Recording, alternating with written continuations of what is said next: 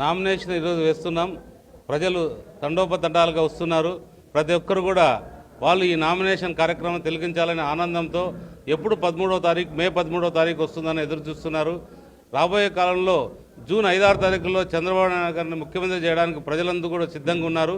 అలాగే ఎమ్మెల్యే అభ్యర్థిగా నేను అమిలి చంద్రబాబు, అలాగే ఎంపీ అభ్యర్థిగా బోయ అంబికా లక్ష్మణ్ కూడా ఇద్దరిని కూడా అత్యధిక మెజార్టీతో గెలిపిస్తారని ఆశిస్తున్నాం ప్రజలు కూడా. ఎందుకంటే వాళ్ళు ఇంతమంది స్వచ్ఛందంగా వచ్చి నిజంగా వాళ్ళు ఈరోజు వచ్చి ఈ విధంగా వాళ్ళు ఏదో ఈరోజే విజయం సాధించినట్టు ఆనందంగా ఉండడం నిజంగా అదొక సంతోషించే విషయం.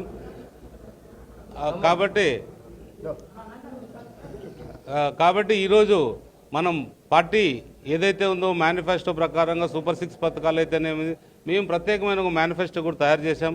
అది ఈరోజు సాయంత్రం కానీ రేపు కానీ ఆ మేనిఫెస్టో కూడా విడుదల చేస్తాం.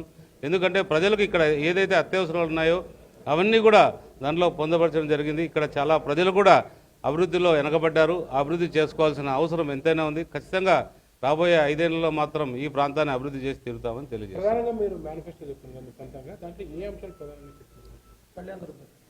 ఖచ్చితంగా ఇక్కడ ఏదైతే ఉందో మనకి బీటీపీ ప్రాజెక్ట్ ఏదైతే ఉందో ఆ ప్రాజెక్టు 2018లో ప్రారంభమైంది. మీ అందరికీ కూడా తెలిసిన విషయమే. 114 చెరువులు ఇవ్వాల్సిన అవసరం ఉండింది. కానీ గవర్నమెంట్ మారడంతో 5 ఏళ్ళు ఏ విధమైన అభివృద్ధి లేక ప్రజలు తీవ్ర ఇబ్బందులకు ఎదుర్కోవడం జరిగింది. ఏ ఇంటికి వెళ్ళినా ఎక్కడికి వెళ్ళినా గ్రామంలో ఏదని చెప్తుంటే మాకు ఏమొద్దునైనా మాకు మంచినీళ్ళు కావాలి, మా సేద్యాలకు మా బోర్లన్నీ ఎండిపోతున్నాయి, ఆ బోర్లో నింపాల్సిన కార్యక్రమం అదొకటి చేసి పెట్టండి, మీ రుణం పెట్టుకుంటా ఉన్నారు. ఖచ్చితంగా నేను అదే చెప్పాను. 2.5 సంవత్సరాల్లో భైరవంతిపూర్ ప్రాజెక్టుకు నీళ్ళు ఇచ్చి మీ రుణం తీర్చుకుంటారని ప్రజలందరూ కూడా చెప్పడం జరిగింది. ఖచ్చితంగా వాళ్ళ రుణం అయితే తీర్చుకుంటా 100% ఏదైనా సరే చంద్రబాబు నాయుడు కాళ్ళు పట్టుకొని ఏదైనా ఉన్నా కూడా వాళ్ళ రుణం తీర్చుకుంటే ఏర్పాటు చేస్తానని చెప్పడం జరిగింది. ఎన్నికల ప్రచారంలో కొన్ని కవ్వింపు చర్యలు పాల్పడుతున్న వాళ్ళకి ఎలాంటి హెచ్చరికలు ఇస్తారు? ఇప్పటికే మన కళ్యాణదుర్గంలో ఒక దాడి కూడా జరిగింది. వాళ్ళు చేతగానతనమో వాళ్ళు ఓడిపోతున్నామనే భయమో వాళ్ళలో వచ్చేసింది. కాబట్టి ఏదో రకంగా కవ్వింపు చర్యలకు పాల్పడుతున్నారు. ఒక ఆయన నేను ఆల్రెడీ ఇన్ఛార్జ్ అని చెప్పుకుంటున్నాడు, ఇంకొక ఆయన ఎమ్మెల్యేగా పోటీ చేస్తున్నారు. ఆయన కవ్వింపు చర్యలు నిజంగా ఎంపీగా పోటీ చేస్తున్న అతను మంచివాడని అంటున్నారు. అయినా కూడా మంచివాడు కాదు. 5 ఏళ్ళు ఆయన ఎంపీగా ఉన్నారు.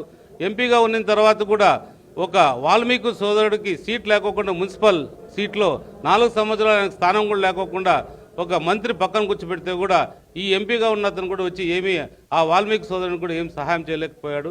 ఇలాంటి ఈ పరిస్థితుల్లో కూడా ఆయన ఏమీ చేయలేని పరిస్థితిలో ఉంటున్నాడు. అలాగే ఇప్పుడు కూడా చెప్పుకుంటాడు, ఎవరైతే నేను ఇన్ఛార్జ్గా ఉంటానని చెప్పుకుంటున్నాడో రేపొద్దున ఇతని పరిస్థితి కూడా మరి అలాగే తయారవుతుందనే ప్రజల్లో కూడా బలంగా పోతుంది. కాబట్టి ఏది ఏమైనా కూడా ప్రజలు ఏ విధంగా వ్యక్తిగతంగా కానీ ఇంకో రకం కానీ ఎప్పుడైనా కానీ ఒక పార్టీ అజెండాలో పోతున్నారనే అభిప్రాయం పెట్టుకోవాలి. టికెట్లు ఈరోజు రావచ్చు, రేపు రాకపోవచ్చు. టికెట్ ఎవరికైతే నిర్ణయిస్తారో వాళ్ళు నిలబడి పోటీ చేసి గెలవాల్సిన బాధ్యత ఉంటుంది. అలా కాకుండా టికెట్ రాలేదనే ఉద్దేశంతో పోయి ఇతర పార్టీలకు చేయడం కూడా అంత మంచిది కాదనేది నా అభిప్రాయం. నేనైతే చాలామంది విషయాల్లో వ్యక్తిగత దోషాలకు పోవట్లేదు. నేను ఆ విషయాల జోలికి కూడా వెళ్ళట్లేదని తెలియజేస్తాను. ఖచ్చితంగా మేము ఖచ్చితంగా ఎదుర్కొంటాం. ఇలాంటి చర్యలను ఎక్కడైనా తిప్పికొట్టే సత్తా మాకుంది. ఖచ్చితంగా తిప్పికొట్టి తీరుతామని తెలియజేస్తున్నాం. మా కార్యకర్తలకి నాయకులు కూడా అండగా ఉంటాం. ఏ దానికైనా ఏ స్థాయికైనా నన్ను దాటుకొనే వాళ్ళు నాయకుల దగ్గరగా నా కార్యకర్త వెళ్ళాల్సింది తప్ప నేను కాకుండా వాళ్ళని ముందు పెట్టి నేను తప్పించుకోవడం అనే సమస్య ఉండదు. నేను వాళ్ళ పార్టీ కార్యకర్తల కోసమే ఉంటానని తెలియజేస్తాను.